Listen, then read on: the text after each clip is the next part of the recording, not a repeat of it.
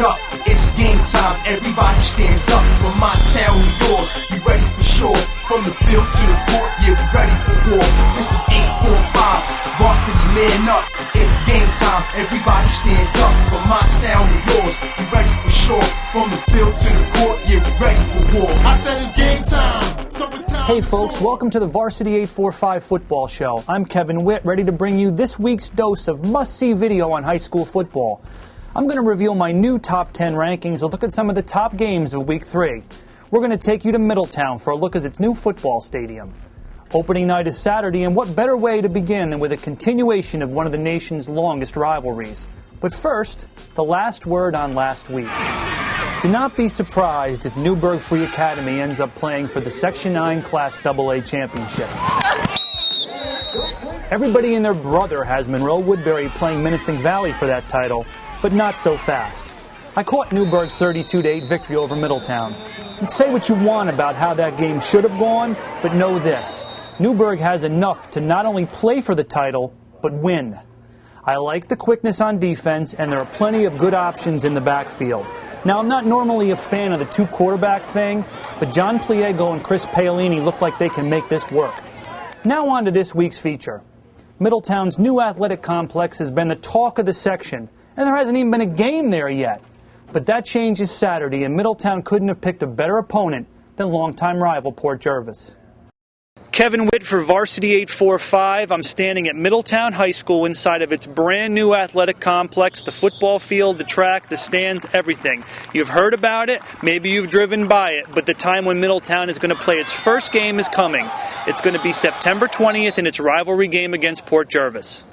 The roots of the project began 4 years ago when the Middletown School District began setting aside unspent tax money to replace the track. Then the district looked into and received XL grant money from the state. There also was regular state aid available. The three sources gave the district $28 million to spend on construction and renovation throughout the district. Superintendent Ken Eastwood estimates $7 million will go towards the athletic facility changes within the district. Construction began in the spring of 2006, which meant the Middletown football team had to play all of its games on the road in 2007. Saturday will be the first game in the new stadium and played on the new artificial field turf. The Middletown Sports Complex field is both a regular football field, but it's also a full-size 75 by 120 soccer field that will be FIFA certified.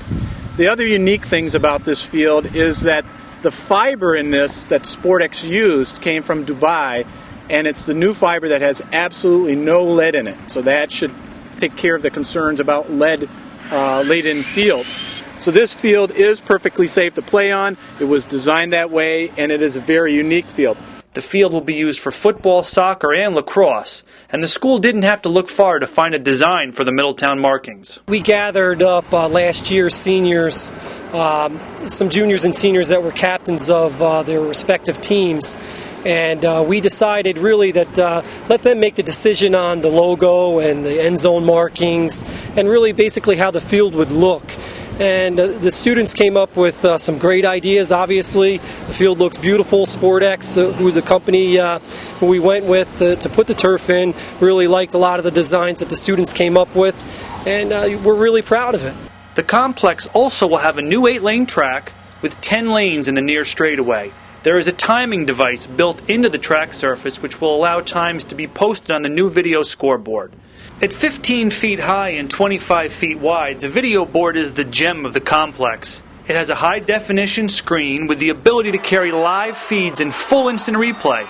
Middletown plans to use the screen for player bios, introductions, and videos. For Varsity 845, I'm Kevin Witt. This brings us to the game of the week. Menacing Valley hosts Warwick Friday night in a game that probably will determine the Class AA Division II champion. Menacing is the defending champ and the favorite here. Its defense has allowed just 3 points in 2 games, but this is the toughest test it will face. Warwick is coming off a 14-point loss to Kingston, but Kingston's good. Menacing Valley should win, but could get picked off if it's too overconfident. Make it 21-14 Menacing Valley. Some other games to watch. I've been on the wrong side of the Middletown-Port game for the last 3 years, but this is a tough spot for Port Jervis. Middletown finally breaks that losing streak. I like Kingston to win a close one at Pine Bush, and look for Sullivan West to pretty much lock up a playoff spot with a win at home over Millbrook. Now moving on to this week's top 10. Number 10, Pine Bush. Showed enough against Monroe Woodbury that it deserves to stay here. Number 9, Port Jervis. Beat a good New Paltz team and now tries to get Coach Mark Trotta his first Bell victory. Number 8, Wallkill. Starting to get on a nice roll. Number 7, Warwick. Drops one spot after losing to Kingston, will be primed this week. Number 6, Cornwall. Saugerties comes in for a Class A game. Number 5, Delaware Valley, Pennsylvania. Lost to an Eastern Pennsylvania power, so it stays right here. Number 4, Kingston. Clearly established that it belongs in this spot. Number 3, Newburgh. Will move to 3-0 this week with a win home against Washingtonville. Number 2, Minisink Valley. Statement game for the Warriors on their own field.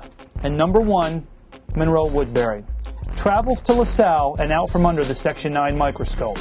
That's it for this week. Check back every Wednesday night for the Varsity 845 football show. I'm Kevin Witt. This is 845, Varsity man up. It's game time, everybody stand up. From my town to yours, we ready for sure. From the field to the court, yeah, we ready for war.